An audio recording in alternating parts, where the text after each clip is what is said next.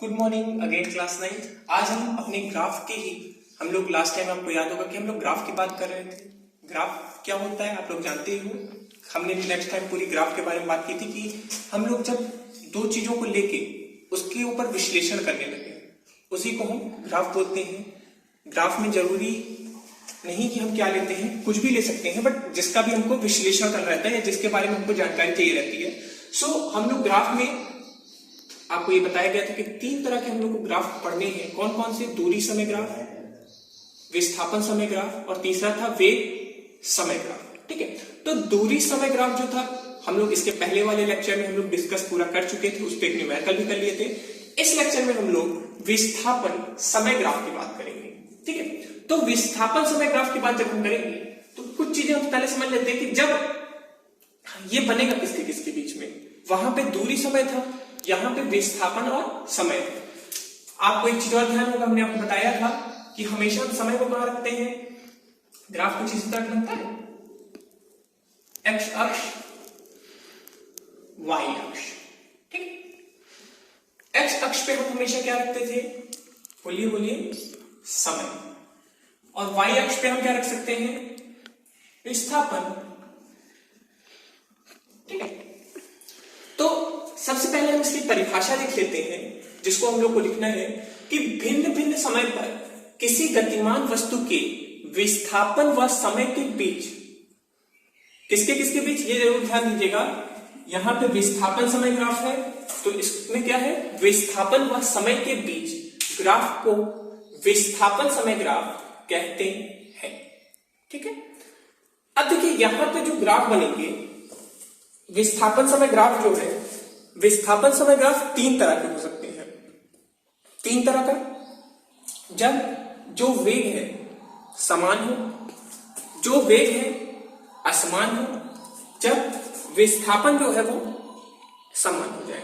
ठीक है, तो ग्राफ जब भी जो समान वेग ग्राफ की बात करें या समान दूरी के ग्राफ की बात करें, जब भी हम समान चीज की बात करें तो हमने पिछले वाले ग्राफ में क्या देखा था? जब हम समान चाल ग्राफ की बात कर रहे थे तो एकदम कैसे था? बीचों बीच एकदम सीधी रेखा गई थी। यहां पे भी वही होना है, एक समान वेग है, एक्स पे हमारा क्या बताइए? समय। वाई पे क्या है? विस्थापन। ग्राफ कैसा जाएगा? एकदम स्ट्रेट। जब भी एक समान चीज की बात करें, मतलब समय के साथ उतना ही विस्थापन बदल रहा है, समय के साथ उतनी ही दूरी बदल रही है, समय के साथ उतना ही वेग में परिवर्तन आ रहा है, तो कुछ हमारा एकदम सीधा सा ग्राफ बनेगा। ठीक है, अगला है जब वेग जो है असमान हो। असमान हो मतलब समय के साथ हमारे वेग में क्या हो रहा है? समय के साथ हमारे वेग में कंटिन्यूअस क्या हो रहा है? परिवर्तन हो रहा है। ठीक है, तो जब वेग बढ़ेगा, वेग बढ़ता कुछ इस तरह से, तो जब वेग बढ़ता रहेगा तो कुछ इस तरीके का ग्राफ बनेगा। वेग घटता रहेगा तो कुछ इस तरीके का ग्राफ बनेगा, और ऊपर भी जा सकता, मतलब जरूरी नहीं कि आप ऐसे ले जाइए, मतलब कुछ इस तरीके का ग्राफ बनेगा। बोलिए आई बात समझ में? फिर से एक बार हम बात करेंगे, वाई अक्ष पे क्या रहेगा? बोलिए, वाई अक्ष पे विस्थापन होगा, एक्स अक्ष पे क्या होगा? समय होगा। आई बात समझे? इसको नोट कर लीजिए।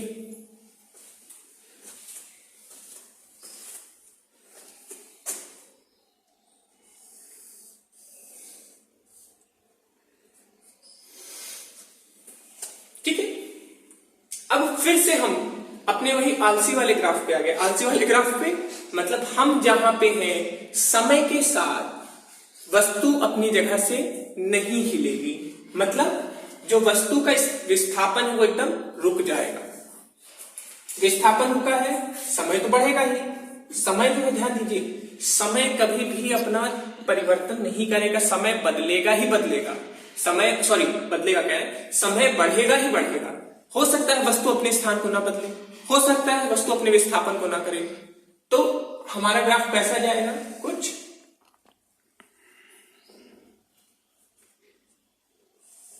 सीधा, मतलब एक्स अक्ष के लिए कैसा जाएगा, एक्स अक्ष के लिए एकदम समांतर जाएगा।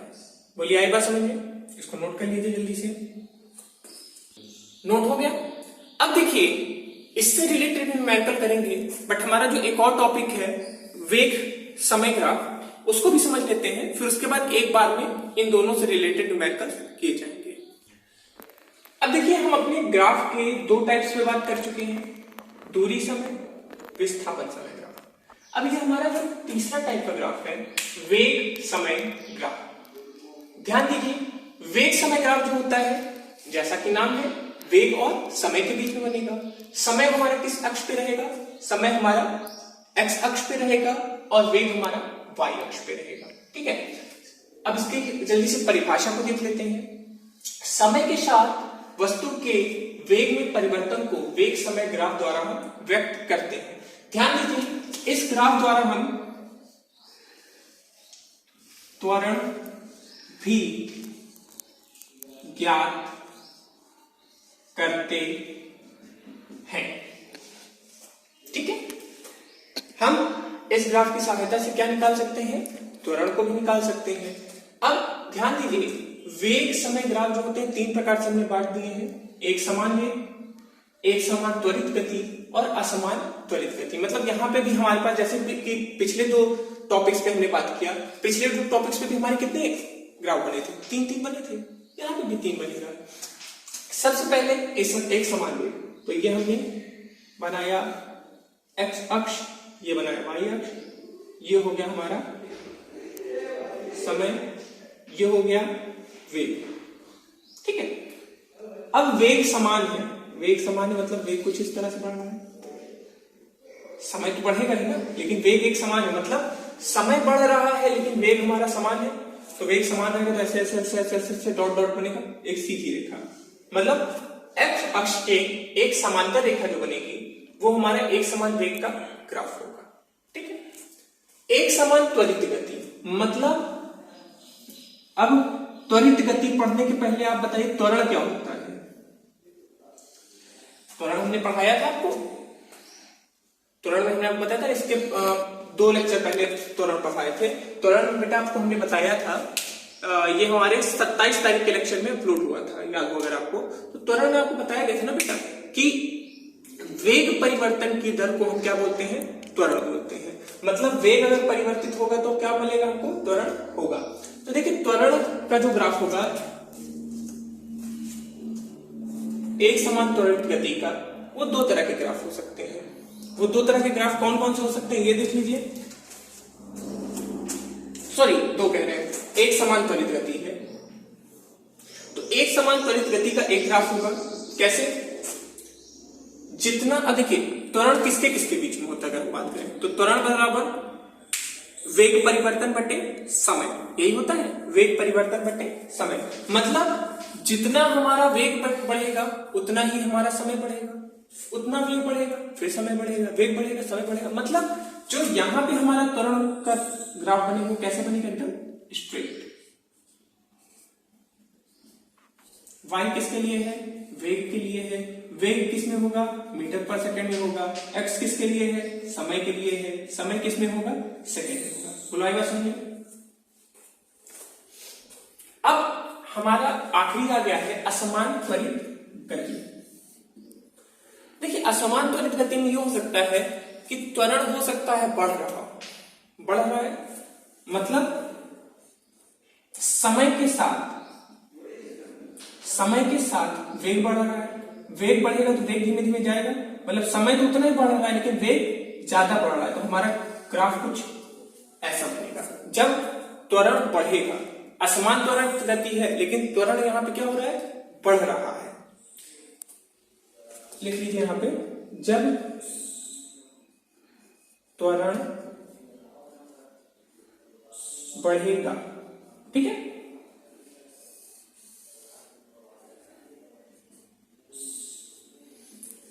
दूसरा क्या होगा? यहां पे त्वरण बढ़ रहा था, दूसरा होगा त्वरण जब घटेगा, कुछ ऐसा, जब त्वरण घटेगा। और एक ग्राफ हो सकता है कि अनियमित त्वरण होगा, तो वो कुछ इस तरीके से हो सकता है, ऐसे ऐसे ऐसे ऐसे ऐसे, मतलब आपको जो वैल्यूज मिल रही हो आप उसके हिसाब से जब बनाइए तो असमान त्वरण वाला बनेगा। तो यहां पे त्वरण से रिलेटेड हमारे पास 3 तरह के ग्राफ मिलेंगे। देखिए अभी आप लोग से हमारी ये बात हो चुकी है कि वेग समय ग्राफ की मदद से हम त्वरण को ज्ञात कर सकते हैं। ध्यान रखिए यहां पे कुछ और चीजों को भी हम ज्ञात कर सकते हैं, जैसे वेग समय ग्राफ द्वारा घेरे हुए क्षेत्रफल, मतलब जितना भी वो क्षेत्रफल घेरेंगे उसकी सहायता से कितना विस्थापन हुआ ये ज्ञात किया जा सकता है, कितना वस्तु चला है, कितनी जगह तय किया है उसका ज्ञात कर सकते हैं। साथ में ग्राफ का जो ढाल होगा, ग्राफ में जो भी ढाल होगा, मतलब ऐसे गया हो या ऐसे गया हो, उस ढाल की सहायता से हम त्वरण निकाल सकते हैं। किसको निकाल सकते हैं? त्वरण को निकाल सकते हैं। अगर जो हमारा ढाल है धनात्मक है तो जो हमारा त्वरण होगा वो धनात्मक होगा, और अगर ऋणात्मक है तो हमारा ढाल ऋणात्मक है तो हमारा त्वरण भी क्या हो जाएगा? ऋणात्मक हो जाएगा। अब देखिए इसको, ये तो हमारा पूरा जो था थ्योरी था, इसको आप लोग समझ सकते हैं, लिख सकते हैं, रख सकते हैं, बट मेन चीज जो हमको समझना है वो तो मैथड से समझना है। तो चलिए जल्दी से एक क्वेश्चन नोट करते हैं। अब देखिए हम लोग एक ब्लैक बोर्ड पे क्वेश्चन लिखेंगे, आसान है पर डर लग रहा होगा, पहली बार करने पे हर चीज डर लगता है, बट इसको डट के नहीं करना है। क्वेश्चन को कम से कम 2 से 3 बार पढ़िए। क्वेश्चन क्या है एक बार हम लोग पहले समझ लेते हैं। गतिमान वस्तु का वेग समय ग्राफ चित्र में प्रदर्शित किया गया है। कोई एक वस्तु चल रही है, उसको हमने किस ग्राफ में दिखा दिया है? वेग और समय के ग्राफ में, ठीक है। ये वेग है, ये समय है।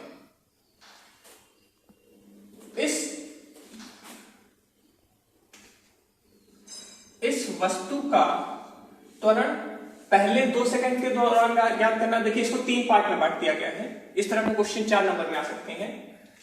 पहला क्वेश्चन, इसको 3 पार्ट में है, मतलब पहले 2 सेकंड के दौरान इसका त्वरण कितना होगा, 2 से 8 के दौरान कितना होगा, और आखिरी 4 सेकंड में कितना होगा। मतलब पहले इतने का पूछा है, फिर इतने का पूछा है, और फिर इतने का पूछा है। तो अब देखिए जहां जहां डॉट्स है उसको हम थोड़ा डॉटेड लाइन से जोड़ लेते हैं।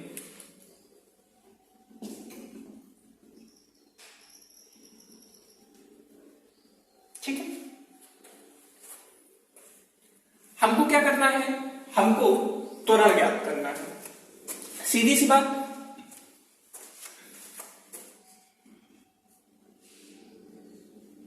पहले 2 सेकंड में त्वरण, ठीक है। अब इसको एक काम कर सकते हैं हम लोग, छोटा सा और काम, इसको ए बी सी और डी के नाम से लिख सकते हैं। तो एक सीधे सीधे अगर हम लिखे तो ए और बी के बीच में त्वरण भी कह सकते हैं। अब देखिए त्वरण का जो सूत्र होता है, फिर से याद करते हैं। त्वरण का सूत्र क्या होता है, पता है आप लोग को? बताइए, त्वरण का सूत्र भूल गए? ऐसे नहीं काम चल पाएगा।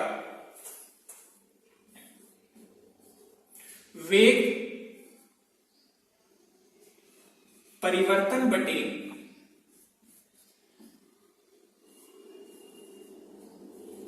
समय अंतराल, वेग परिवर्तन बटे समय अंतराल, ठीक है। तो सबसे पहले हम पहले वाले में वेग परिवर्तन निकालेंगे। वेग परिवर्तन, और वेग परिवर्तन क्या होगा? जितना वेग में अंतर आ रहा है। तो देखिए वेग की बात करेंगे, प्रारंभिक वेग हमारा क्या था? 0 था। देखिए हमेशा यही रहेगा, अंतिम वेग माइनस प्रारंभिक वेग। अंतिम वेग हमारा क्या है? यहां पे देखिए हमारा अंतिम वेग है 4 मीटर पर सेकेंड। अब लेकिन मीटर पर सेकेंड नहीं लिखेंगे क्योंकि यहाँ पे मैथमेटिकल कैलकुलेशन हो रहा है। और प्रारंभिक वेग कितना है? 0, मतलब 0।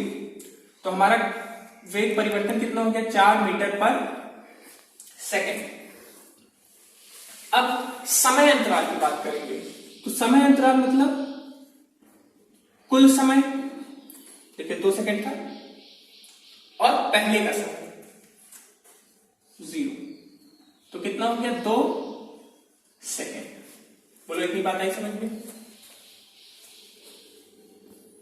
इसको देख लो पहले, इसको प्रॉपर्ली समझ लो, क्योंकि अगर इतना आपने कर दिया तो आपको बस इसमें क्या करना है, त्वरण के सूत्र में रखना है और सीधा त्वरण निकाल लेना है। इसके बाद फिर कुछ बचा नहीं इसमें। हो गया? फिर से एक बात कर लेते हैं, वेग परिवर्तन। देखिए वेग इधर है, समय इधर है। वेग अंत का वेग माइनस पहले का वेग, तो अंतिम वेग है 4, प्रारंभिक वेग है 0, तो 4 माइनस 0। समय की बात करें तो अंतिम समय कितना है 2, प्रारंभिक समय है 0, तो 2 माइनस 0। ठीक है, अब इसको सीधे हम सूत्र में रखेंगे, त्वरण बराबर वेग परिवर्तन बटे समय। ठीक है, वेग परिवर्तन कितना है 4, समय कितना है 2, 4 में 2 को काटा 2, तो त्वरण कितना आ गया, इस तरह लिखिए, ए और बी के बीच का त्वरण 2 मीटर पर सेकेंड स्क्वायर। ध्यान दीजिएगा, हमारे त्वरण का जो मात्रक है हम वही लिखेंगे, 2 मीटर पर सेकेंड स्क्वायर। ठीक है, आगे चले। ये हमारा भी पहला क्वेश्चन हुआ है। अब हम अपने दूसरे पार्ट को देखेंगे। 2 से 8 तक के बीच का त्वरण निकालना है। ठीक है,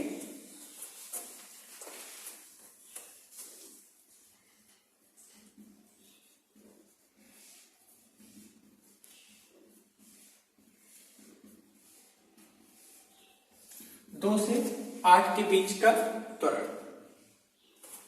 अब देखिए यहां पे जो त्वरण बचा उसमें भी वही चीज करेंगे, पहले वेग परिवर्तन निकालें,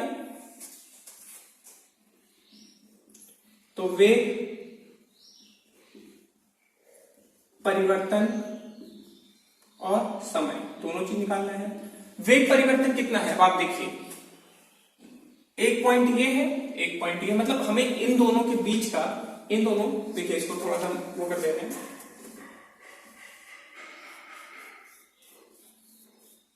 ठीक है, इस एरिया से, मतलब इस एरिया के बीच का हमको त्वरण निकालना है। तो वेग परिवर्तन, अंतिम वेग देखते हैं, तो अंतिम वेग हमारा कितना है, यहां पे देखिए c की बात हम कर रहे हैं, अंतिम वेग है 8,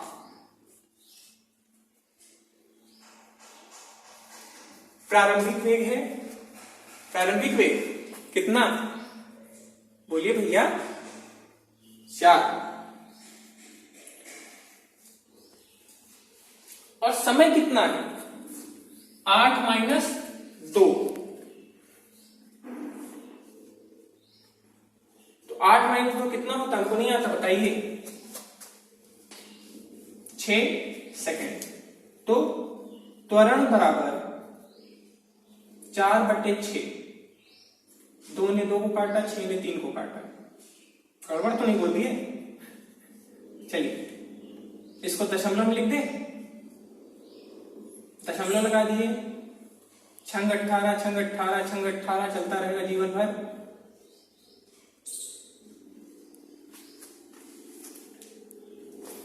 मीटर पर सेकेंड स्क्वायर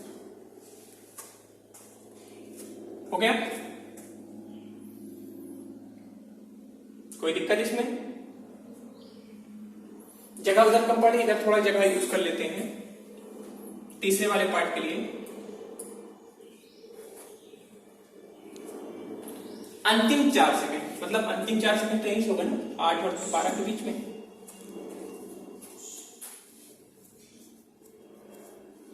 अंतिम 4 सेकंड के बीच की दूरी, ठीक। वेग परिवर्तन समय, वही चीज। वेग परिवर्तन क्या है देखिए, अब हम किसकी बात कर रहे हैं, हम इस एरिया की बात कर रहे हैं, मतलब इसके बीच का हमको त्वरण ज्ञात करना है, ठीक है। वेग कितना है हमारा देख लिया अगर, तो वो है, प्रारंभिक वेग की बात करेंगे तो देखिए हम पॉइंट को देखेंगे, एक पॉइंट ये है, एक पॉइंट ये है। वस्तु शुरुआत में यहां पे थी, बट अंत में वस्तु का शुरुआत में वेग यहां पे था, बट अंत में कितना है, यहां पे है। तो अंतिम वेग हमारा कितना हो गया, बोलिए, ये बहुत थोड़ा सोचना पड़ेगा। अभी तक क्या था, हमेशा बढ़ रहा था, बट यहां पे देखिए ग्राफ गिर रहा है, ढाल यहां पे पॉजिटिव में है, ऊपर जा रहा है, ऊपर जा रहा है, मतलब त्वरण जो होगा हमारा धनात्मक होगा। और यहाँ पे देखिए जो ढाल है नीचे गया है, मतलब ऋणात्मक हो गया है, नीचे की ओर गया है। तो यहाँ पे हमारा त्वरण कैसा हो जाएगा, हमारा जो यहाँ त्वरण होगा वो ऋणात्मक हो जाएगा। अब वेग परिवर्तन देखिए, ये कितना है 0, ये कितना है 8, तो कितना हो गया -8 मीटर पर सेकेंड। बोलो आएगा समझ। अब इसके बाद हम समय की बात करेंगे। समय यहां पे कितना है, अंतिम समय 12, प्रारंभिक समय 8, तो कितना हो जाएगा 4 सेकेंड। और हमारा त्वरण कितना आ जाएगा, हमारा त्वरण आ जाएगा -8/4 -2 मीटर पर सेकेंड स्क्वायर। देखिए याद करिए, अंत में जो हमने इसके पहले लिखवाया था 3 पॉइंट, उसमें लिखवाया था कि लिखवाया था, अगर ढाल धनात्मक है तो हमारा त्वरण कैसा आएगा। देखिए ये ढाल धनात्मक है, हमारा त्वरण आया धनात्मक, ये ढाल धनात्मक है, हमारा त्वरण आया धनात्मक, भले ही दशमलव में है, उससे कोई मतलब नहीं है। अब लेकिन यहां का ढाल देखिए, यहां का ढाल कैसा है, नीचे है, ऋणात्मक है, तो हमारा त्वरण कैसा है, ऋणात्मक। बोला ये बात समझ में। तो आज हम लोग अपना अपना लेक्चर खत्म करेंगे। अभी 2 न्यूमेरिकल्स, 2-3 न्यूमेरिकल्स इस पे और करवाएंगे, क्योंकि न्यूमेरिकल्स अभी खत्म नहीं हुए। न्यूमेरिकल्स खत्म होने के बाद फिर जरूरत पड़ी तो हम लोग अगला लेक्चर भी उसी लेक्चर में शुरू करेंगे। सो पढ़ते रहिए, नोट्स मेंटेन रखिए, stay safe, stay at home. Thank you.